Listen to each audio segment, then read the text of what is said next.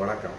Jawahar from Javadhu வட்டிப்புதூர் power writer அப்படிங்கிற YouTube channel மூலமாக உங்களை மீண்டும் சந்திப்பு ரொம்ப மற்ற மகிழ்ச்சி. அத்தோட எங்கள் சேனலை சப்ஸ்கிரைப் பண்ணுங்கள், பெல் பட்டன் அழுத்த மறந்துடாதீங்க. அத்தோட எல்லாத்துக்கும் ஷேர் பண்ணுங்க. பொதுவாக பெயர் மாற்றம் என்பது நிறைய ஃபீல்டு உண்டு. ஒரு பேர் அப்பா வைப்பார், அதை மாற்றி வைத்துக் கொள்வார்கள். கேட்டால் இந்த பேர் எனக்கு அதிர்ஷ்டமே இல்லை. அந்த இடத்துல நியூமராலஜி அப்படிங்கிற ஒரு வேலை, ஒரு நியூமராலஜிஸ்ட் அப்படிங்கிற ஒரு வேலை செய்வாங்க. அவர்கிட்ட போய் மாற்றுக்குவாங்க. சில பேர் தனக்கு தெரிந்த வித்தையின் அடிப்படையில் மாற்றுவாங்க. சில பேர் அதெல்லாம் பார்க்க மாட்டாங்க. சாதாரணமாக எப்போ இந்த பேர் பிடிச்சிருக்கு, எனக்கு இந்த பேர் பிடிக்கல, அவ்வளோ முடிஞ்சு போச்சு, மாற்றிக்குவாங்க. அது ஆணாக இருக்கட்டும், பெண்ணாக இருக்கட்டும். அரசியலில் இதெல்லாம் ரொம்ப கம்மி. பெயர் மாற்றம் என்பது அரசியலில் ரொம்ப கம்மி. ஆனால் சினிமாவில் ரொம்ப அதிகம். குறிப்பாக நடிகைகளுடைய பெயர், ஹீரோயின் பேரை இயக்குனரே மாற்றிடுவாங்க. ஆமாம். அப்புறம் தயாரிப்பாளரே மாற்றிடுவாங்க. சில பேர் தானாகவே மாற்றிக்கொண்டு ஃபீல்டில் வருவாங்க. அந்த மாதிரி ஏகப்பட்ட நடிகையை நம்ம சொல்லிக்கிட்டே போகலாம். அதில் சில குறிப்பிட்ட நடிகைகளை தான் நம்ம இந்த வீடியோவில் பார்க்க போகிறோம். குறிப்பாக நயன்தாரா இன்னைக்கு லேடி சூப்பர் ஸ்டாராக இருக்கிறாங்க. ஒரு காலத்தில் தமிழில் தான் அறிமுகமாகக்கூடிய ஒரு சூழல் இருந்தது. ஆனால் இயக்குனர் அதை ஒப்புக்கொள்ளவில்லை. எஸ் தானு ஐயா அவங்க எவ்வளோ சொன்னாங்க, எப்பா இந்த பொண்ணை போட்டு எடுங்கப்பா, இந்த பொண்ணு ஒரு மாதிரியாக இருக்கா, நல்லா இருக்குது, போட்டு எடுங்கப்பா, நல்லா வருவா அப்படின்னு சொன்னாங்க. ஆனால் அந்த இயக்குனர் ஒப்புக்கொள்ளவே, ஐயா வேணாங்க அப்படின்னு ஒப்புக்கொள்ளவே. அப்புறம் வேற லேடியை போட்டு படம் எடுத்தாங்க. அப்புறம் எடுக்கக்கூடிய சமயத்தில் ஐயாங்கிற ஒரு படத்தின் மூலமாக நயன்தாரா அறிமுகமானார். அந்த நயன்தாரா அப்படிங்கிற பெயரை மாற்றியது ஒரு மலையாள இயக்குனர். ஆமா, சரிங்க. அப்ப நயன்தாராவுக்கு என்ன ஒரு ஒரிஜினல் பேர் அப்படின்னா மரியம் குரியன். மரியம் குரியன் அப்படிங்கிறது தான் ஒரிஜினல் பெயர். இன்னைக்கு அது நயன்தாராவாக மாற்றப்பட்டு இன்னைக்கு super star, lady super star தான் இருக்கிறாங்க.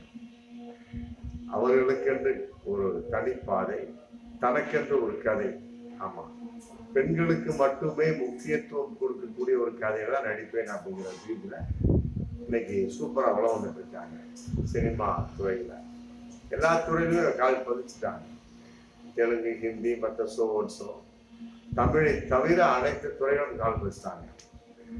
ஆமா, ரொம்ப அற்புதமான ஒரு நடிகை.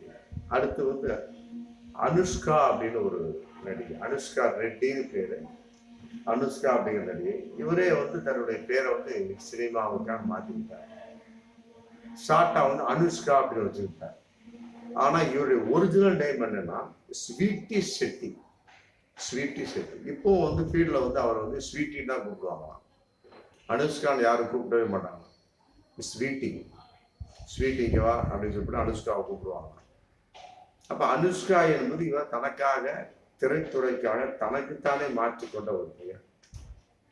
இதெல்லாம் கூட ஒரு விஷயம். காலத்துல பாரதி ராஜா பாருங்க, ஒவ்வொரு படத்துக்கும் புதுசு புதுசா ஹீரோயின் இறங்கிக்கிட்டே இருப்பாரு. ஆனா ஒவ்வொன்றும் பேரை மாத்திக்கிட்டே இருப்பார். பார்த்தா அப்படின்னு எல்லா பேருமே ஹீரோயின் ஆறுல தான் ஆரம்பிக்கும். அதாவது ராதா, ராதிகா, ரேவதி, ரேகா அப்படின்னு அடுக்கிட்டே போகலாம். எல்லாமே 6 வரும். அது அவருடைய ஒரு சிம்பாலிக், அவருடைய ஒரு இது நிலைப்பாடு. தன்னுடைய படத்துல எந்த ஹீரோயா இருந்தாலும் சரி, ஆமா, எவ்வளவு ஒரு டாப்ல நீ இருந்தாலும் சரி, உடனே பேரை மாத்திடுவார். அதன் அடிப்படையில ராதாவின் பெயர் காதல் ஓவியத்துல அறிமுகப்படுத்தி ராதா, கார்த்திக் ராதா.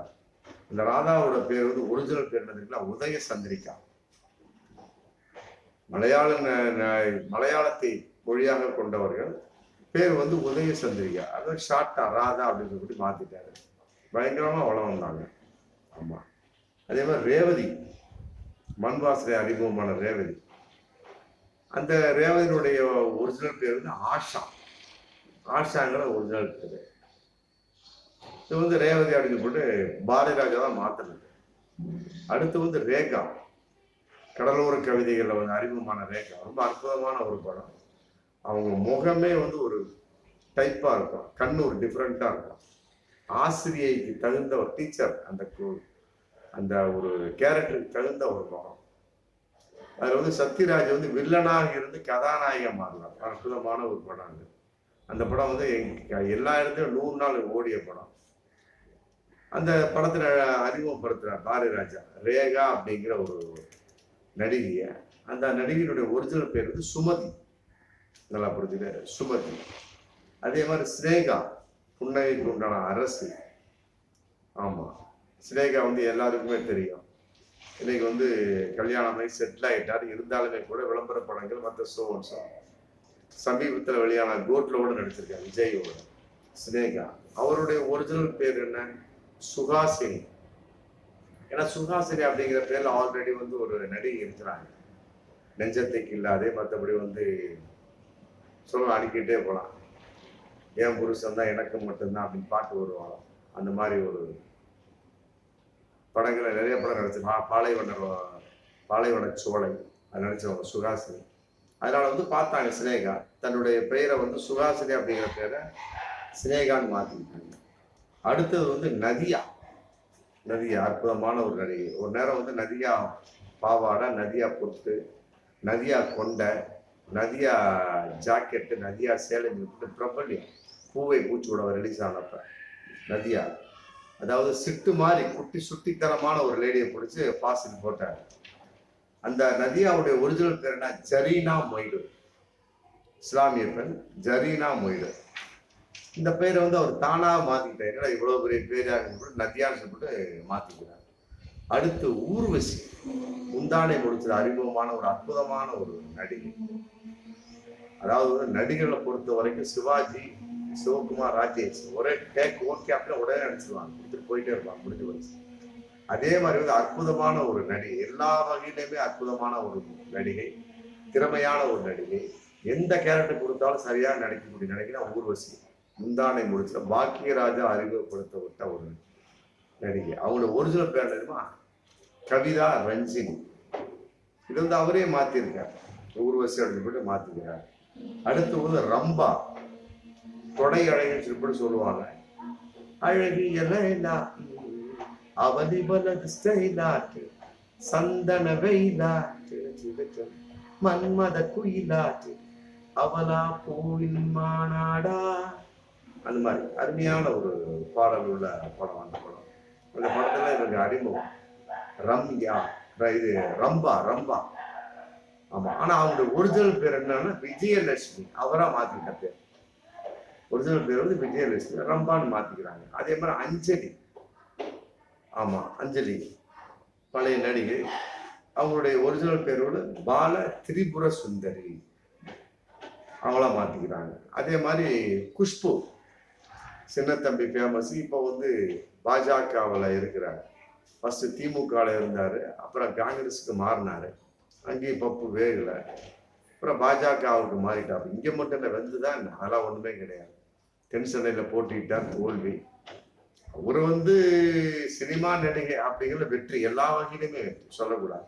சின்னத்தம்பிக்கு நடித்த படம்லாம் வந்து ஒரு படம் வந்து ஒரு தியேட்டர்ல 1 வருஷத்துக்கு மேல ஓடின படம் சின்னத்தம்பி. ஆமா, குஷ்பு நடிகை, தெரியாத ஒரு ஆளே இருக்க முடியாது இந்திய அளவுக்கு. அவங்களுடைய ஒரிஜினல் நேம் என்னன்னா நிக்கத் கான். அவங்க இஸ்லாமிய பெண், அதனால நிக்கத் கான் அப்படிங்கிற ஒரு பேர் அவங்க பேர். அடுத்தது பாவனா, பிரச்சனைக்குரிய ஒரு சில நடங்களை பாலியல் வன்கொடுமை செய்யப்பட்டதா சொன்னாங்க பார்த்தீங்க, அந்த பாவனா. அந்த பாவனாவோட ஒரிஜினல் பேர் என்ன? கார்த்திகா மேனன்.